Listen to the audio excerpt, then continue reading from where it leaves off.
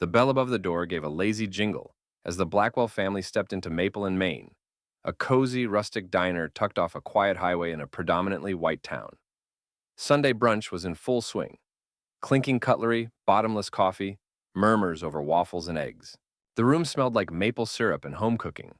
Heads turned, not in hostility, not overtly, but in that lingering way that says, "You're not from around here, are you?" The family was neatly dressed. Darius, the father, wore a crisp navy sweater over a white button-down. Simone, his wife, wore a pale yellow blouse, holding her purse with both hands like she didn't want it to touch anything. Their children, Malik, 15, and Jada, 9, followed quietly behind, eyes taking in the room. The hostess gave a tight smile. "Just the four of you?" Simone nodded. "Yes. Table for four, please." They were seated near the window, sunlight catching the silver napkin holders and worn leather menus. It could have been any brunch, but it wasn't. Not for them. From behind the counter, Chelsea, a white waitress in her late 20s, watched with a frown that didn't hide itself well. She leaned in toward another waitress. "That's table 9? Yeah, just sat them. I'm not taking it." The other waitress blinked. "No, why not?" Chelsea shrugged, but not casually. "I've had trouble with that kind before." Loud. Demanding. Never Tip her voice wasn't raised, but it was sharp enough to cut. The manager, a balding man named Rick, overheard but said nothing, just wiped his hands on a towel and walked into the kitchen. Minutes passed. No water, no menus, no greeting. At table 9, Simone's polite smile began to fade. "Do they know we're here?" she asked quietly. Darius nodded, calm but tight-jawed. "They know." Jada fidgeted with her straw wrapper. Malik stared straight ahead, expression unreadable. They'd been here before, not this town, not this diner, but this feeling. Not seen, not served, not welcome. 15 minutes. Still nothing. A family that came in after them was already halfway through their pancakes. Simone's fingers tapped lightly against her water glass. Still empty. Her smile had disappeared completely. Jada looked up. "Mommy, did they forget us?" Simone exchanged a glance with Darius, who gave a slow shake of his head. "No, baby." They didn't forget Malik, tall for his age, leaned back in the booth. His jaw was clenched. His eyes locked onto Chelsea, the waitress leaning on the counter, scrolling her phone. She saw them. She just didn't care. He watched her laugh at something on the screen, then turned to refill another table's coffee like his family was invisible. "This is bull," he started, but Darius cut in gently. "Language." Malik huffed and folded his arms. Across the diner, another server, Jenny, younger, newer, noticed the tension and started toward them with menus. But Chelsea intercepted her with a hand on her arm. "Don't bother. They're not worth the trouble. Trust me." Jenny hesitated. "They've been sitting. Let them wait." Rick, the manager, stood by the register, pretending not to hear, but his silence said everything. Simone stood up. "Enough," she whispered. Darius put a hand on her arm. "You sure?" She nodded. "Yes." She walked calmly toward the counter, her heels sharp against the tile floor. Chelsea glanced up from behind her phone, expecting maybe a drink order. Instead, Simone spoke, cool and firm. "Excuse me. We've been sitting at table 9 for over 15 minutes. No menus, no water, no service." Chelsea raised an eyebrow. "We're short-staffed. You'll just have to wait." "You weren't short-staffed with the couple that came in after us." Chelsea shrugged. "Maybe they were regulars. We're paying customers, and we'd like to be treated as such." Chelsea's voice dropped to a hiss. "Look, if you don't like how we do things here, maybe you should go somewhere else." Behind them, the diner had gone silent. Forks paused mid-air. Chairs creaked. People were listening now. That's when Darius stood up. He didn't raise his voice. He didn't yell. But something in his presence shifted, composed, commanding. "We came here for a meal. What we got instead was a lesson in how much further this country still has to go." He turned to the diners, now pretending not to watch. To the people who sat and said nothing, "You were part of it too." He nodded to his family. "Let's go." They gathered their things. Simone took Jada's hand. Malik walked beside his father, tall and quiet. But just as they reached the door, a woman by the window gasped. She stood up holding a brochure from the Town Historical Society. "Wait, Are you? She stared at Darius. Her voice cracked. You're Dr. Darius Blackwell, from the Civil Rights Restoration Initiative? Chelsea froze. Darius turned slowly. Yes, he said simply. The woman's eyes went wide. She looked around the room. You're the one they're naming the new library wing after. A long, cold silence swept the diner. Chelsea's face went pale. Her mouth opened, then closed. The room stood still. Forks frozen midair, coffee cups paused halfway to lips. The name settled like dust in the silence. Dr. Darius Blackwell, the same man whose speeches had been studied in classrooms, whose interviews had played on public radio, whose quiet, persistent work in education and civil rights had reshaped policies in 3 states. Some people had read about him. Some had voted on initiatives he helped write, but most had never seen him in person, let alone watched him be dismissed in real time. Chelsea's phone slipped from her hand onto the counter. Her face drained of color, her posture suddenly shrinking.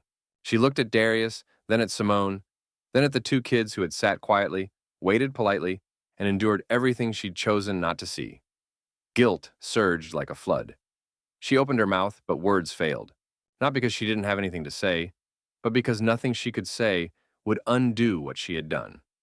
She had judged a family, not by their actions or words, but by a story she told herself the second they walked through the door. Rick finally emerged from the shadows behind the register, his eyes darting from customer to customer, trying to calculate just how much damage had been done.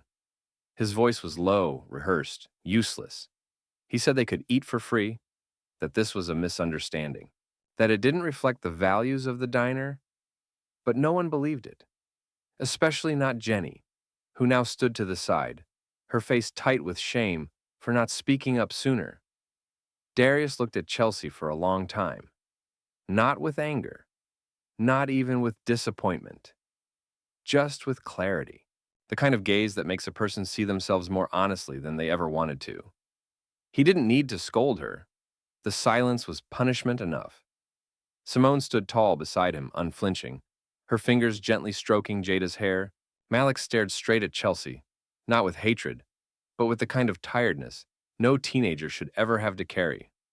Then, without another word, the family turned and walked out. As the door shut behind them, the tension in the room didn't break. It shifted, away from awkward silence and into something heavier. A reckoning. Chelsea sat down on a stool, covered her face with her hands, and began to cry. Because now, she knew, and knowing changes everything.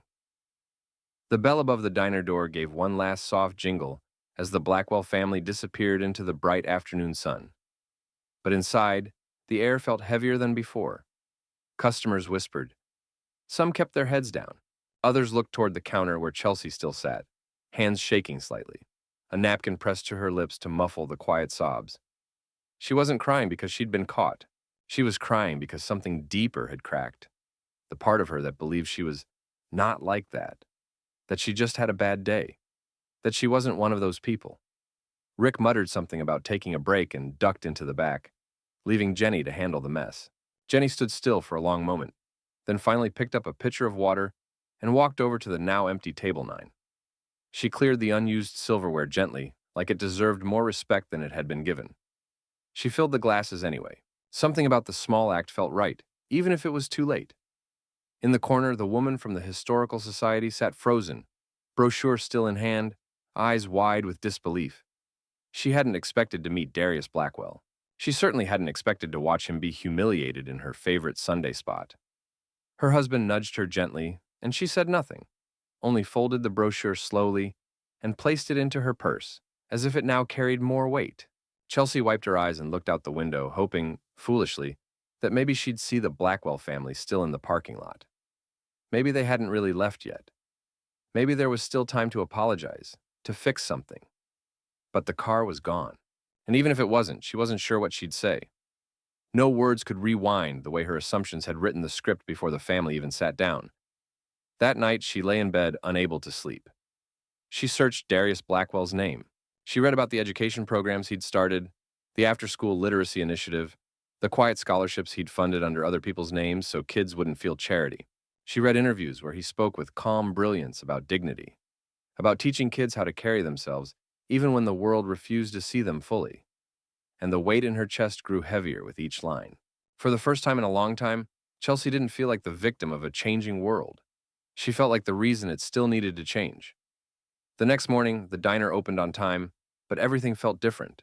The regulars came in as usual, retirees with folded newspapers, tired truckers with thermoses. But the conversations were quieter. There was no music playing. No one sat at table 9. Chelsea showed up 10 minutes early, hair tied back, apron folded neatly over her arm. She didn't say anything to the other staff when she walked in, just clocked in, grabbed a rag, and started wiping down menus that were already clean. She needed something to do with her hands, something to distract her from the churn in her stomach. Jenny gave her a small nod from the coffee station, but didn't say anything either. The silence between them wasn't angry. It was just honest. They both knew things had shifted. Mid-morning, a man in a tweed jacket walked in, holding a clipboard and wearing the pin of the local school board. He asked for the manager. Rick appeared, trying to look calm, but the flush in his cheeks betrayed the nerves. There had been calls, emails, a few photos posted online. And now, there were questions. Not just about one waitress. About the place, its culture, its silence. Chelsea overheard parts of the conversation even though she didn't want to. Words like public perception, community trust, diversity training. She swallowed hard, knowing full well what they meant. She expected to be fired. Part of her almost wanted to be. But instead, Rick called her into the office during the lunch lull and closed the door behind them. He didn't yell. He didn't scold. He just asked, why? And for the first time, Chelsea didn't defend herself. She didn't blame a long shift or a bad day. She simply said quietly, I was wrong. I assumed things that weren't true.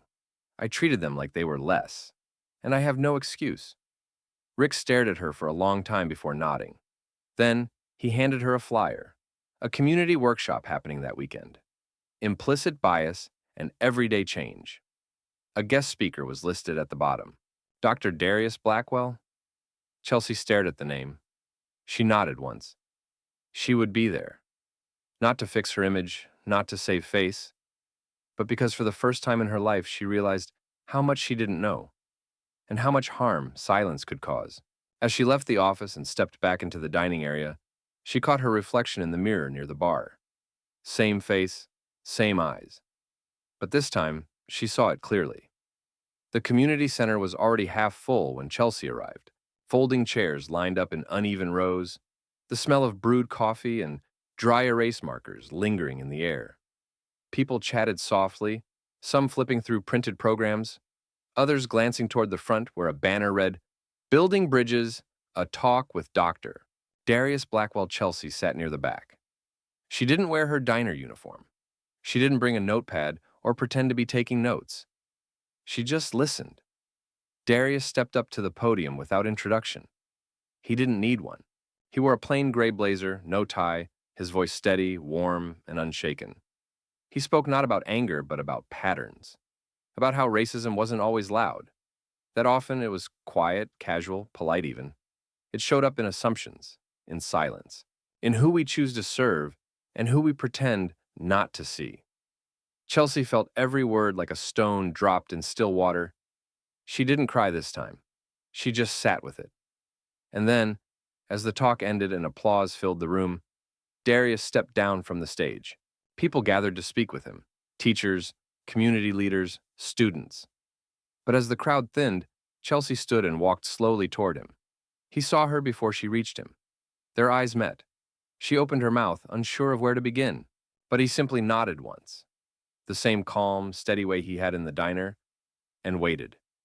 Her voice was quiet. I didn't know who you were. I didn't know your name, but I knew better. He didn't interrupt, didn't offer her an out. I was afraid of things I never questioned. I looked at your family and saw a threat when all you did was walk in for breakfast. I'm sorry. Darius looked at her, not with pity, not with forgiveness she hadn't earned, but with acknowledgement, the kind of gaze that holds people accountable without crushing them. Everyone has a mirror moment, he said. It's what you do after that matters. She nodded. I want to do better. Then do, he replied. Not for me. For the ones who come in after me. Chelsea left the building into the cool evening air, not lighter, not redeemed, but honest. And that was something. Weeks passed. The buzz died down, but the memory didn't. People remembered. Some forgot details, but no one forgot the feeling that a line had been crossed in a place meant to feel familiar. The diner stayed open. The coffee stayed hot. But something had changed. Chelsea didn't quit. She stayed. She showed up early, stayed late, and for once, didn't try to explain herself away. She listened more, watched more. She trained herself to unlearn the reflexes she'd never realized were there. It wasn't easy. Nothing about it was easy. Growth never is. She suggested the diner start a community board, a wall of small business cards, youth programs, advocacy circles, scholarships. She stocked it herself at first. Customers noticed.